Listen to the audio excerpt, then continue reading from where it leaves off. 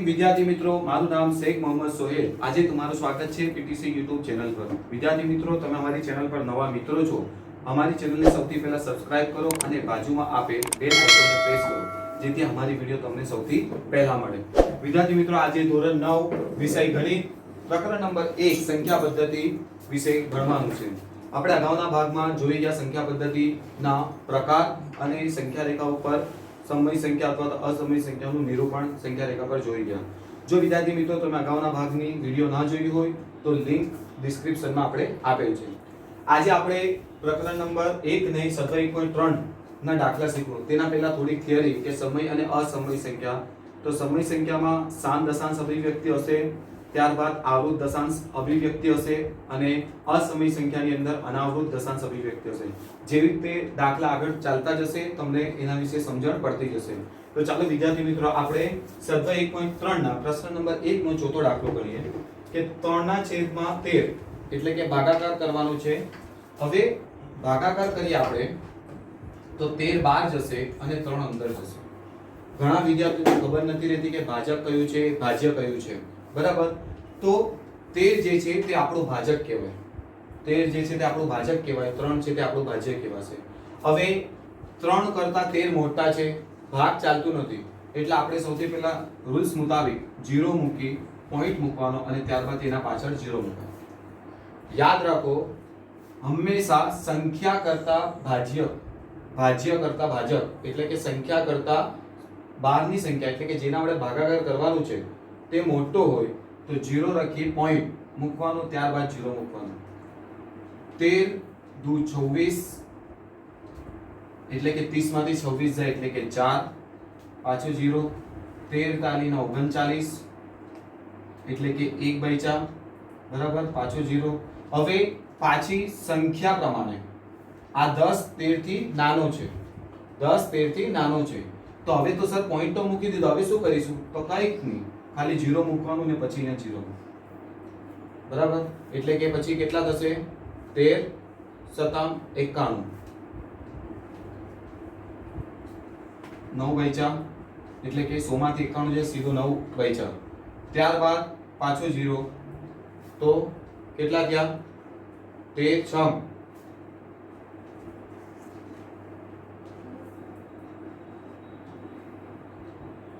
78 એટલે કે અહીંયા 12/4। પાછો આપણે રૂલ્સ મુતાબિક એક 0 મૂકવાનું, તો પછી 13 9 117 એટલે કે 3/4, પાછો 0 લઈએ તો 13 2 ને 26। હવે તમે અહીંયા ધ્યાન આપજો, અહીંયા સુધીનો જે દાખલો હતો, અહીંયા સુધીનો જે દાખલો હતો તે 3 આવી ગયો પાછો, એટલે કે એક પોઝિશન પાછી આવી ગઈ, બરાબર। એટલે કે આ સંખ્યા, આ જે સંખ્યા હતી તે સંખ્યા પછી પાછી આ સંખ્યા રિપીટ થશે। તમે જો 4/4 અહીંયા પાછો આપણે 0 મૂકીશું, 39 આવશે, 13 તાલી, પછી 1 બચશે 0, અહીંયા ઉપર પાછો 24 ને અહીંયા 0 એટલે 100 એટલે કે 13 સતામ 91, બરાબર।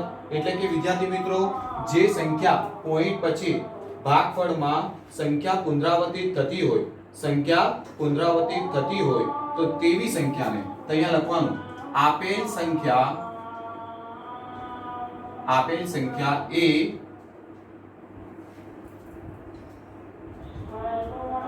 આવૃત દશાંશ અભિવ્યક્તિ છે,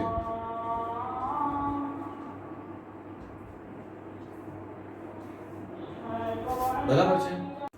એટલે કે 3/13 બરાબર 0.230.769 આ સંખ્યા રિપીટ થાય છે એટલે એની ઉપર લીટી કરી છે।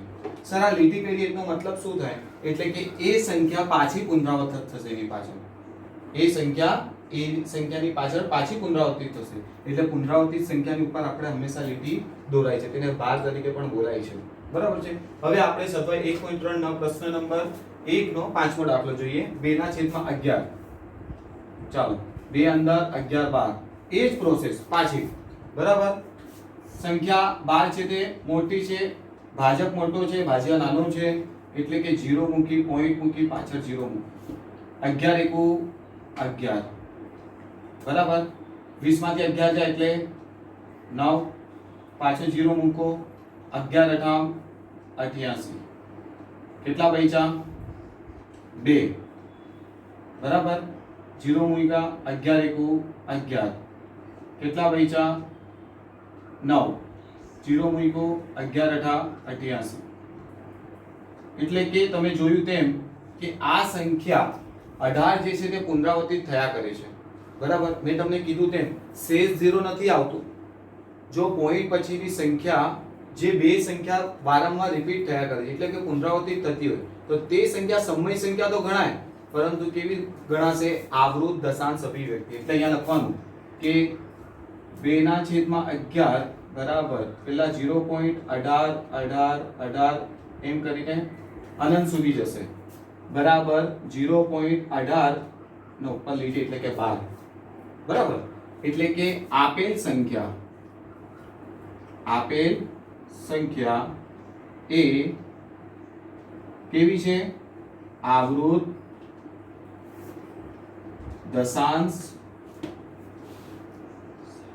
અભિવ્યક્તિ છે બરાબર એટલે કે વિદ્યાર્થી મિત્રો યાદ રાખજો કે પોઈન્ટ પછી જે સંખ્યા વારંવાર પુનરાવર્તિત થતી હોય તો તેવી સંખ્યા આવૃત દશાંશ અભિવ્યક્તિ હશે ત્યારબાદ આપણે જોઈએ કે પ્રશ્ન નંબર 1 નો છઠ્ઠો દાખલો 329 છેદમાં 400 તો આપણે એક કામ કરીએ કે 329 છેદમાં 4 ગુણ્યા 100 લખાય ને એટલે આપણે 329 ને 4 વડે ભાગાકાર કરી શકાય તો અહીંયા લખો ચાલો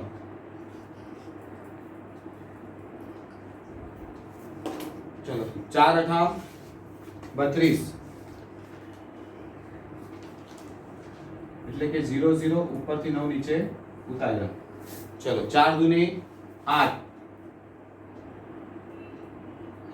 9 માંથી 8 જાય એટલે કે 1 બરાબર છે હવે પોઈન્ટ મૂકવાનો અહીંયા 0 4 દુની 8 એટલે કે 2 બચ્યા પાછું 4 50 20 શેષ 0 થઈ ગયો યાદ રાખો વિદ્યાર્થી મિત્રો મેં તમને કીધેલું કે જે દશાંશ અભિવ્યક્તિનો શેષ શૂન્ય મળે તે સંખ્યા શાંત સમય સંખ્યા છે એટલે કે જે સંખ્યામાં ભાગફળ પછીના પોઈન્ટનું પુનરાવર્તન થાય કે નહીં થાય પરંતુ નીચે શેષ 0 થઈ જાય એટલે કે શૂન્ય થઈ જાય તે શાંત સમય સંખ્યા ગણાય એટલે કે આપણે અહીંયા લખીએ કે 329 છેદમાં 4 ગુણ્યા 100 બરાબર 329 ને આનો આપણે ભાગાકાર કર્યા એટલે શું આવ્યો જવાબ 82.25 છેદમાં 100 હવે આપણે દશાંશ પદ્ધતિ કરતા હતા અગાઉના ધોરણોમાં તો શું કરતા હતા નીચે બે શૂન્ય છે તો ઉપર બે શૂન્ય ચડાઈ દેતા એટલે કે આગળ જતા એટલે કે 0.8225 0.8225 બરાબર છે એટલે કે આપેલ સંખ્યા તેથી આપેલ સંખ્યા એ શાંત આવૃત દશાંશ અભિવ્યક્તિ છે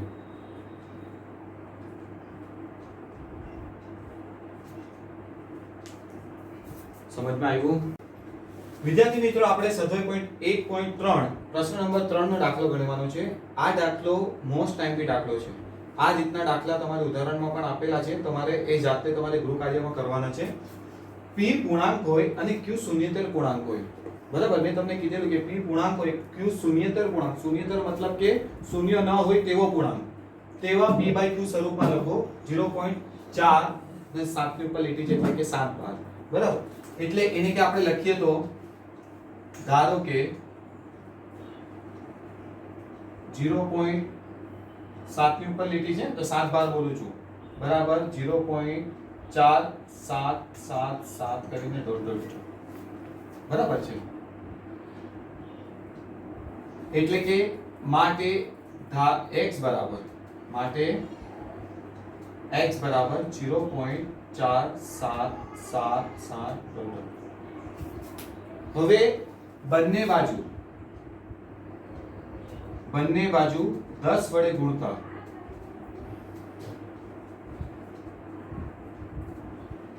માટે 10 ગુણ્યા x એટલે કે 10x બરાબર 0.4777 ગુણ્યા 10 માટે 10x બરાબર 4.7777 બરાબર છે. એટલે કે વિદ્યાર્થી મિત્રો હવે તમારે x જે 10 ની સાથે ગુણાકાર છે બરાબર અને બરાબર 4.7777 એટલે કે આપણે શું કરવાનું છે કે એ સંખ્યાને ધારેલ સંખ્યા બાદ કરવાની. એટલે કે જે મળેલી સંખ્યા છે તેમાંથી ધારેલ સંખ્યા કઈ હતી કે x બરાબર 0.4777 બરાબર એટલે કે એ સંખ્યા એમાંથી બાદ કરવાની છે. તો આપણે અહીંયા બાદબાકી કરીએ. જો 4.7777 અને ધારેલ કઈ હતી કે 0.4777. ચલો માઈનસ કરીએ આપણે બરાબર. તો 7 માંથી 7 0 0 0 7 માંથી 4 જાય એટલે કે 3 ને 4 એટલે કે 4.3000. તો આપણે એને ભાગલા પાડીએ છીએ. 10x બરાબર 4.3000 વત્તા 0.4777. એનો મતલબ એમ થયો કે 4.3 ની અંદર હું 0.4777 ઉમેરી દઉં એટલે કે આ સંખ્યા મને ઉપરવાળી મળી જશે બરાબર છે. હવે 10x બરાબર 4.3000 વત્તા હવે આ 0.4777 આપણે શું ધારેલું હતું તો સર x એટલે અહીંયા લખવાનું x માટે વત્તા x એ આ સાઈડ આવે તો ઓછા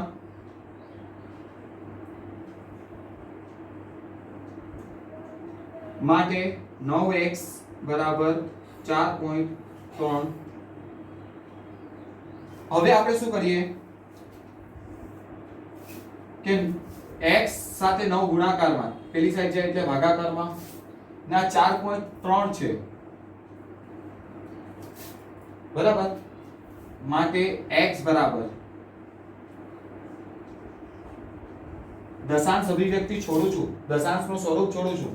પોઈન્ટ પછી એક સંખ્યા તો નીચે કેટલા ઝીરો લખવાના 1 નવેદાન 90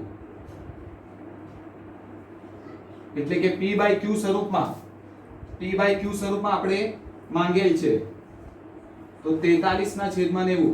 પરંતુ વિદ્યાર્થી મિત્રો તમને એક સવાલ થાય કે સર અહીંયા 9x બરાબર 4.300 તો પાછળની જે 00 દશાંશ અભિવ્યક્તિ આપણે કાઢી નાખી છે કેમ કે એના ત્યાં કઈ સંખ્યા નથી, અંક નથી, શૂન્ય છે એટલે તમે કાઢી નાખશો તો ચાલશે બરાબર.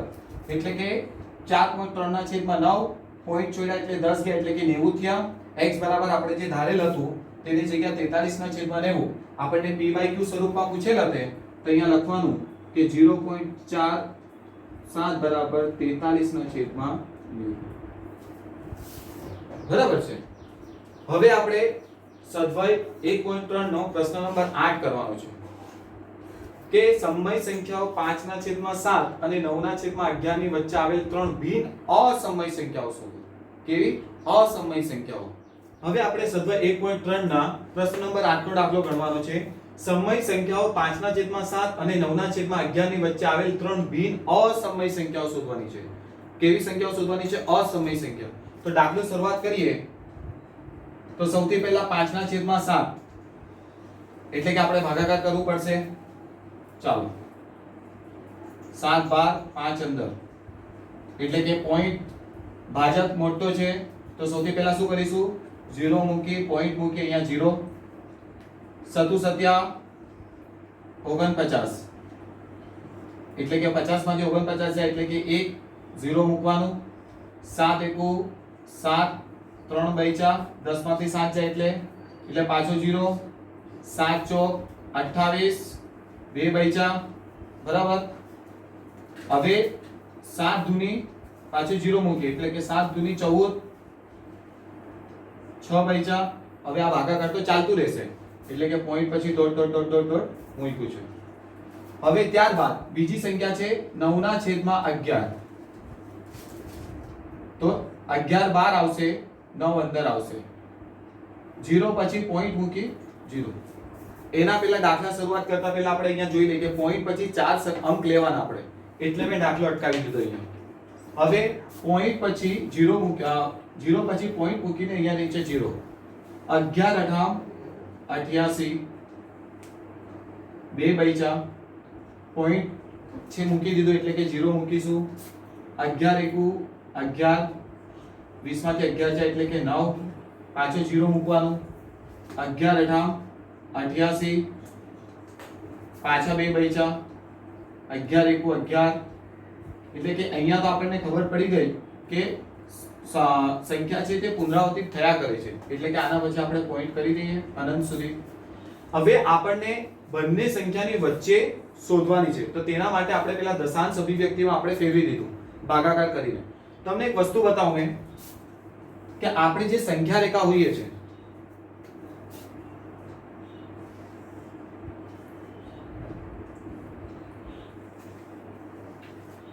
વિદ્યાર્થી મિત્રો યાદ રાખજો કે અહીંયા 0.7142 બરાબર, અને બીજી છે 0.8181.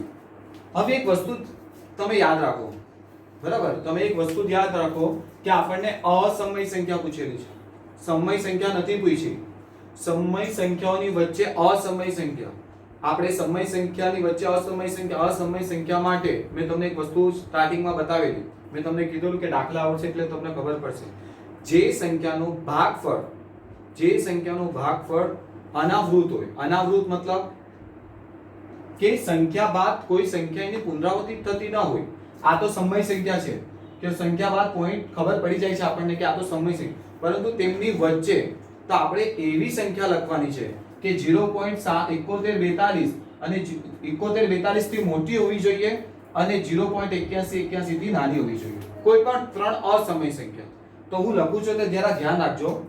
પહેલી લખું છું કે ભાઈ 0.725 42 34, એટલે કે જો મેં કોઈ સંખ્યા રિપીટ નથી કરી, એટલે કે 725 છે તો પછી 725 આવ્યો એવું નથી.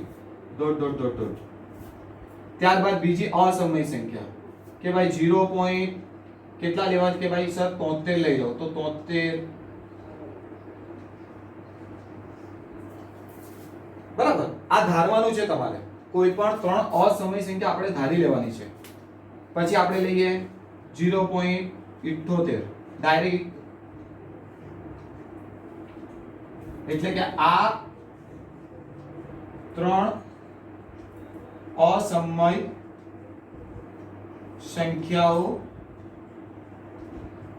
ધારતા, એટલે કે આપણે સંખ્યા રેખાની મદદથી ધારી છે, એટલે કે 0.7142 થી બધી સંખ્યા મોટી છે અને 0.8181 થી નાની છે. અસમય સંખ્યા, સમય સંખ્યા તો આપણને બધી અહીંયા અત્યારે ખબર પડી ગઈ. જેવી રીતે કે પોઈન્ટ પછી સંખ્યા પુનરાવર્તિત થાય છે, અહીંયા કોઈ સંખ્યા પુનરાવર્તિત થતી નથી. જે સંખ્યામાં દશાંશ અભિવ્યક્તિ એટલે કે પોઈન્ટ પછીની કોઈ સંખ્યા રિપીટ થતી ન હોય, એટલે કે પુનરાવર્તિત થતી ન હોય, તો તેને આપણે અસમય અનાવૃત દશાંશ અભિવ્યક્તિ કહીશું. કઈ કહીશું તે પણ લખી દઉં છું. અનાવૃત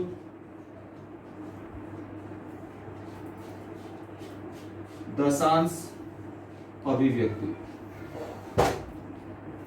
એટલે કે યાદ રાખજો કે તમને દશાંશ અનાવૃત, આવૃત એટલે તમને ખબર છે કે પોઈન્ટ પછી કોઈ પણ સંખ્યા રિપીટ થતી હશે, પરંતુ અસમય સંખ્યાની અંદર કોઈ પણ સંખ્યા રિપીટ થતી નથી.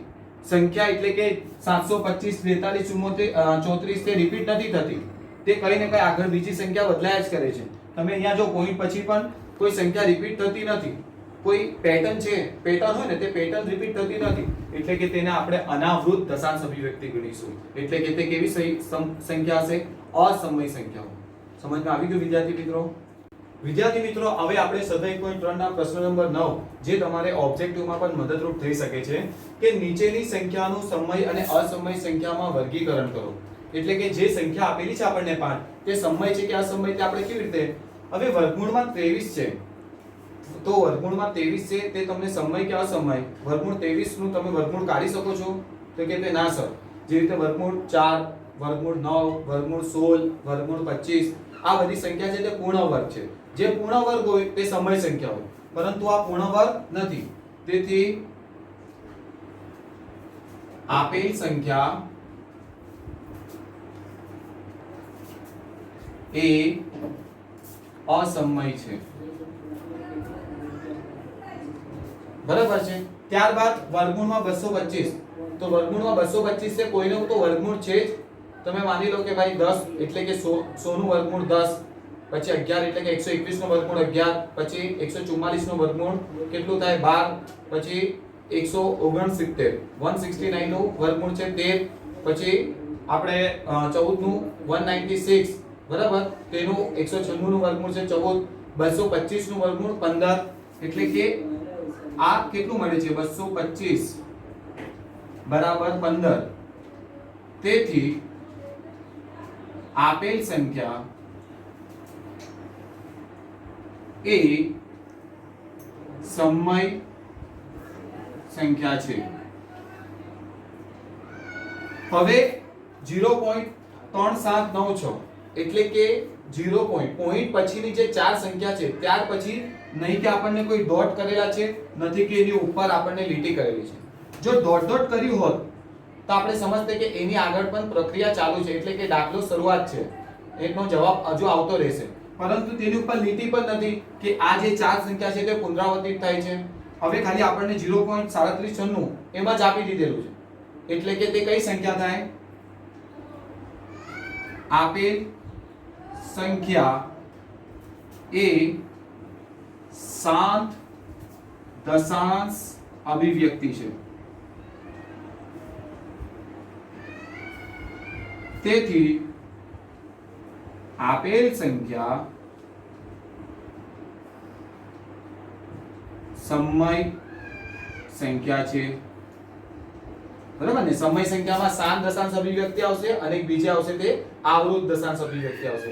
અહીંયા આવૃત નથી કેમ કે તે પુનરાવર્તિત નથી થતી, તો અહીંયા આવીને અટકી ગઈ છે, મતલબ જવાબ આપી દીધું કે 0.3796, તો એનો મતલબ એમ છે કે તે શાંત દશાંશ અભિવ્યક્તિ હશે અને તે સંખ્યા કેવી હશે, સમય હશે। ત્યારબાદ જોઈએ કે 7.478478, પછી ડોટ કર્યું છે, બરાબર, એનો મતલબ કે આ પ્રોસેસ ચાલ્યા કરે। તો જો પોઈન્ટ પછીની ત્રણ સંખ્યા છે 4 7 8, તે પાછી આવી 4 7 8, એના પછી પણ 4 7 8 આવતી હશે, તો એનો મતલબ કે આ સંખ્યાને આપણે આવી રીતે લખી શકાય 7.478 ને ઉપર લીટી, એટલે કે 478 પુનરાવર્તિત થયા કરે છે। તેથી આપેલ સંખ્યા એ કેવી છે, આવૃત દશાંશ અભિવ્યક્તિ છે। માટે આપેલ સંખ્યા સમય સંખ્યા છે। ત્યારબાદ આપણે જોઈએ પાંચમું કે 1.10 પછી 100 છે, પછી 1000, પછી 10000, મતલબ કે એની ઉપર કે સંખ્યા રિપીટ થતી નથી, પરંતુ કઈ ને કઈ ચેન્જ થયા કરે છે, મતલબ કે પુનરાવર્તિત થતી નથી, બદલાયા કરે છે, એટલે કે આ કેવી સંખ્યા થઈ ગઈ, અનાવૃત, એટલે કે લખવાનું અહીં સંખ્યા પુનરાવર્તિત થતી નથી। તેથી આપેલ સંખ્યા કેવી છે, અનાવૃત દશાંશ અભિવ્યક્તિ છે। માટે આપેલ સંખ્યા અસમય સંખ્યા છે।